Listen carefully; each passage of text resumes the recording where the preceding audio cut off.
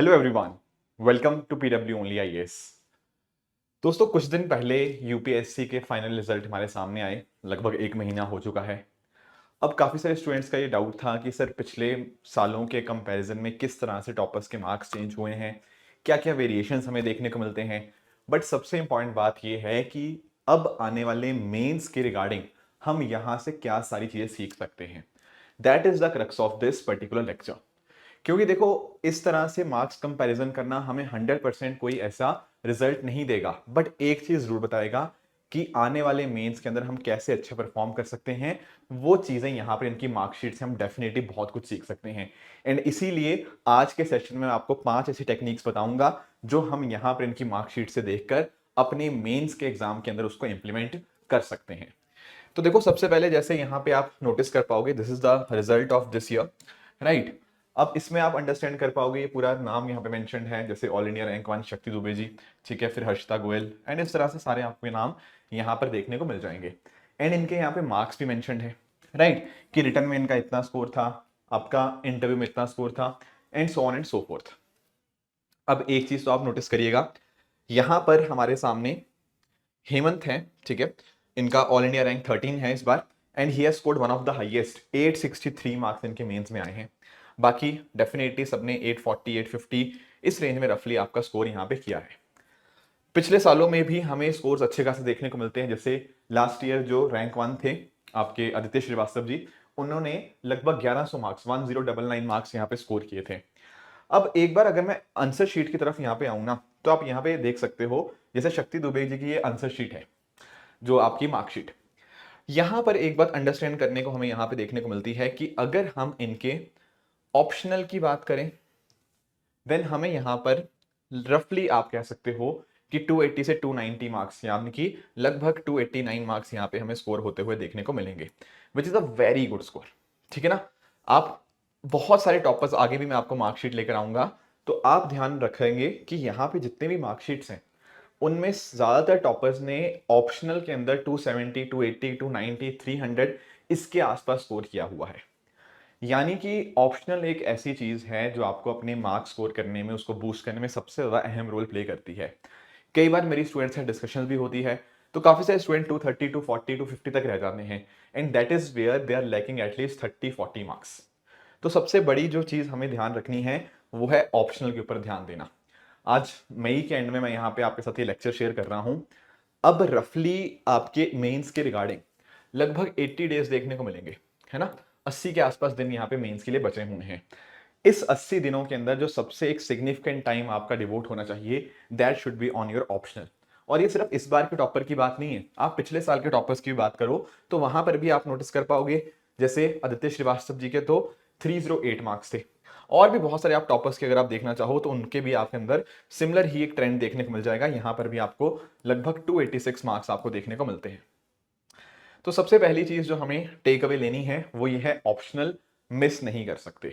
चाहे आप इस साल एग्जाम दे रहे हो, चाहे अगले साल दे रहे हो, आपका एक अच्छा खासा टाइम अपने ऑप्शनल की प्रैक्टिस के ऊपर, उसको अंडरस्टैंड करने के रिगार्डिंग, उसके शॉर्ट नोट्स बनाने के रिगार्डिंग जाना ही चाहिए। ठीक है। तो ऑप्शनल में चलो हमने देखा कि किस तरह से शक्ति दुबे जी के काफी अच्छा स्कोर है, एंड सिमिलरली लास्ट ईयर के रैंक 1 का भी काफी अच्छा स्कोर हमें देखने को मिलता है। इसके अलावा अगर मैं एक चीज एम्फेसाइज करना चाहूं, जो आपका यहाँ पे सेकंड आपका टेक अवे हो सकता है, वो ये आपका टेक अवे है, 1 सेकेंड, वो टेक अवे आपका ये रहेगा कि इनके आप एथिक्स में मार्क्स देखिएगा। ठीक है, एक्चुअली थोड़ा इरेज हो गया है, इनके एथिक्स में जो टोटल मार्क्स थे वो 141 आपको देखने को मिलते हैं। One of the highest score in ethics 141। 140 से ऊपर स्कोर करना एथिक्स के पेपर के अंदर ये आपको एक सिग्निफिकेंट एज दे देता है। ये आपका सेकंड टेक अवे क्यों है? क्योंकि इसमें आप अंडरस्टैंड करिए, एथिक्स में बहुत सारे स्टूडेंट्स के मार्क्स 80 90 95 तक रह जाते हैं, पर यहां पर काफी सारे स्टूडेंट्स 140 130 इस रेंज में भी स्कोर करते हैं। उसका रीजन यही है कि अगर आपको एथिक्स में अच्छा स्कोर करना है, आपको एथिक्स की जो टर्मिनोलॉजीज हैं वो तो अपने आंसर में आनी ही चाहिए, plus at the same time आपके बहुत सारे एग्जाम्पल्स आपके आंसर्स में आने चाहिए जो रियल लाइफ एग्जाम्पल्स हो। अगर ये चीजें आप पुट नहीं कर रहे हो और आपको लगता है नहीं यार एथिक्स तो मैं कर ही लूंगा, तो फिर शायद आप 90 मार्क्स तक तो पहुंच जाओगे, 100 मार्क्स तक भी पहुंच जाओगे, पर 130 140 लाना सबसे बड़ी कठिनाई यहाँ पे देखने को मिलेगी। तो इस बार टॉपर के द्वारा 141 मार्क्स स्कोर किए गए हैं। पास्ट में भी आप नोटिस कर पाओगे पिछले साल के जो ऑल इंडिया रैंक 1 थे उनमें भी 143 मार्क्स हैं, which is a very very high score. Clear?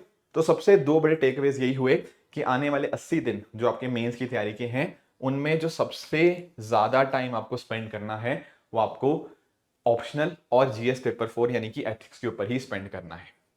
ठीक है, बाकी आप और मार्क्स देखना चाहो वो भी आप नोटिस कर पाओगे, जैसे जीएस पेपर 2 में भी अच्छा स्कोर है, जीएस पेपर 3 में नॉर्मली सबके ही कम आते हैं। ठीक है, ये मत सोचना कि 95 मार्क्स कम है, वो आप नोटिस करोगे पिछले 2-3 साल का ट्रेंड ही ऐसा है कि जीएस 3 में 100-110 बहुत रेयरली हमें देखने को मिलता है। तो that is one aspect. And बाकियों में भी अच्छा स्कोर यहाँ पे आपको इनको नोटिस करते हुआ देखने को मिल जाएगा।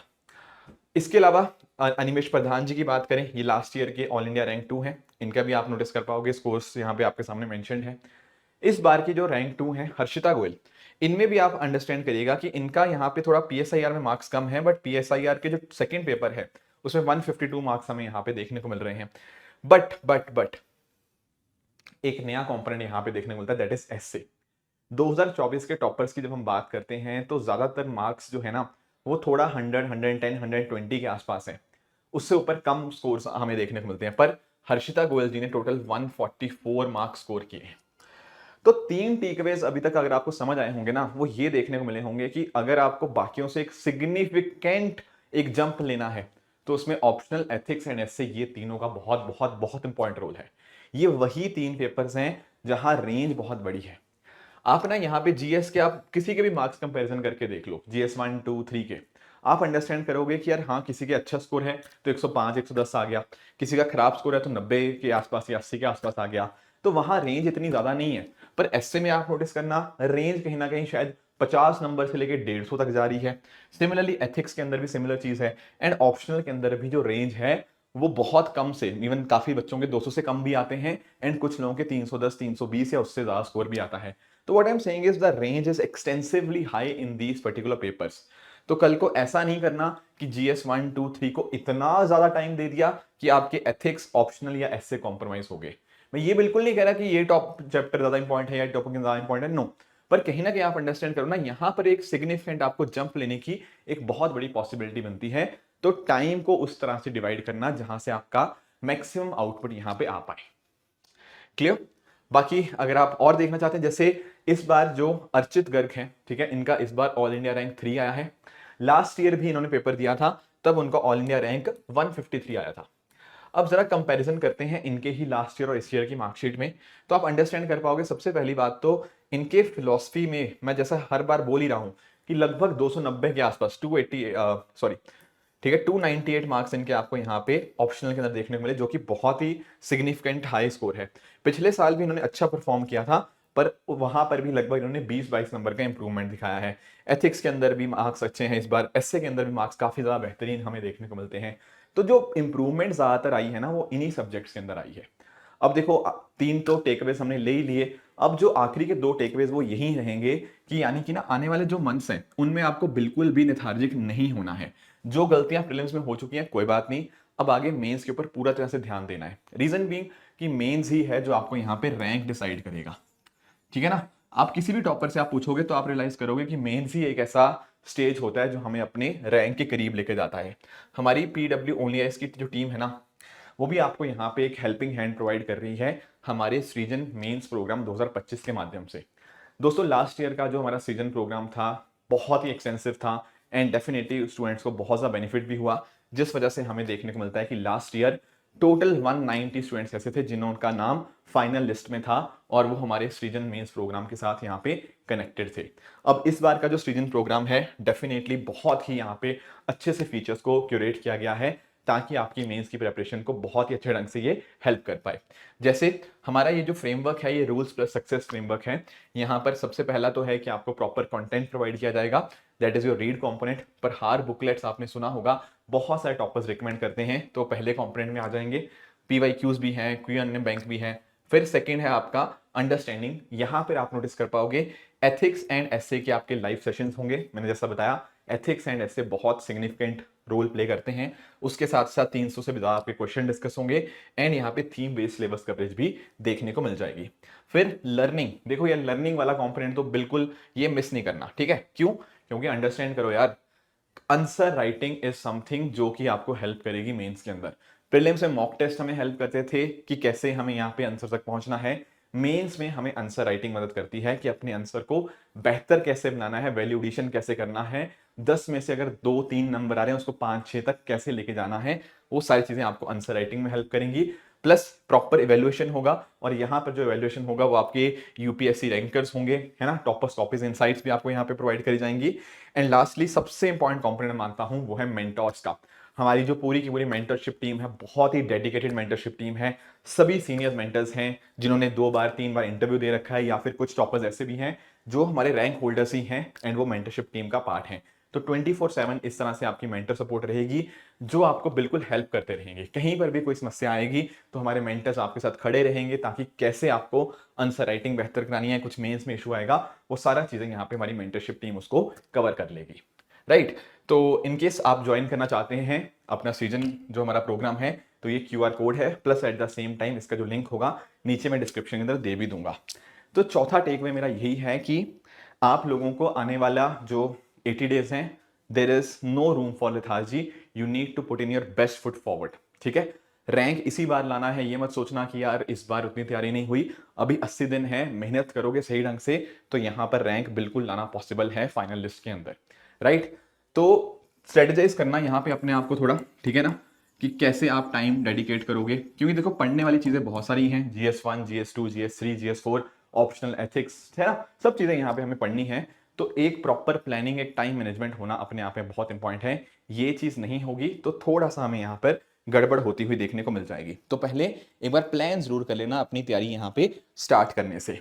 लास्ट जो मेरी टिप यही रहेगी वो है कि आप थीम्स को पकड़ना है यहाँ पे मेंस के अंदर। देखो प्रीलिम्स में ना आई अंडरस्टैंड कि क्वेश्चंस रिपीट होते हैं, बहुत ज्यादा नहीं होते, बट मेंस में अगर आप नोटिस करोगे ना तो मेंस में there is a heavy repetition of themes. मैं फिर से बोल रहा हूं, क्वेश्चन रिपीट नहीं होते, थीम्स रिपीट होती हैं। कैसे थीम्स रिपीट होती हैं? जैसे यूपीएससी कंटिन्यूअसली फर्टिलिज्म के ऊपर क्वेश्चन पूछता आ रहा है, इकोनॉमी के एग्रीकल्चर कंपोनेंट से राइस फीड सिस्टम के ऊपर हो गया, या आपका फूड प्रोसेसिंग इंडस्ट्री के ऊपर हो गया। इस तरह से माइक्रो इरिगेशन का एक थीम है ना, आपकी इंटरनल सिक्योरिटी कुछ थीम्स हैं, उनके ऊपर रिपीटेडली यूपीएससी वाला क्वेश्चंस पूछे जाते हैं। तो ये जो थीम्स है ना, जो खासकर यूपीएससी बार बार पूछता है, ये थीम्स आपकी बहुत अच्छे से रेडी होनी चाहिए। एंड देखो मेरी बहुत सारे टॉपर्स के बात हुई है, ठीक है, इनफैक्ट शक्ति दुबे जी से मेरी बात हुई थी, ठीक है, तो उनके साथ भी डिस्कशन हुआ, और भी बहुत सारे टॉपर्स से जो मेरी डिस्कशन हुई है, सबने यहाँ पर ये इनसाइट्स यहाँ पे हमारे सामने लाए हैं। पास्ट में भी जो कुछ मेरे स्टूडेंट्स रहे हैं उनके साथ भी डिस्कशन के माध्यम से ये 5 टेकअवेज मैंने आपके साथ यहाँ पे शेयर किए हैं, ठीक है ना। तो कोई भी आप टॉपर की आप नोटिस करोगे ना तो उसमें आपको यही रियलाइज होगा, जैसे आप 2022 के टॉपर की भी बात कर सकते हो, तो उसमें भी सिमिलर ट्रेंड आपका फॉलो होता हुआ देखने को मिल जाएगा, ठीक है। तो ये था हमारा आज का डिस्कशन। आई एम होपफुल कि आपको ये वीडियो थोड़ा हेल्प किया होगा, नॉट टू अंडरस्टैंड कि इन्होंने कितने मार्क्स किए, बट ये जानने के लिए कि हम अपने अटेम्प्ट के अंदर कहां पर बेस्ट फुट फॉरवर्ड पुट कर सकते हैं, ताकि हमारा एफर्ट एक्चुअल में रिजल्ट में अंदर कन्वर्ट हो, ठीक है ना। मेंस का सिलेबस कई बार बहुत ज्यादा कॉम्प्रिहेंसिव हो जाता है, कंप्लीटली एग्री, उस वजह से दिमाग भी कई बार चकराने लग जाता है कि क्या पढूं क्या ना पढूं।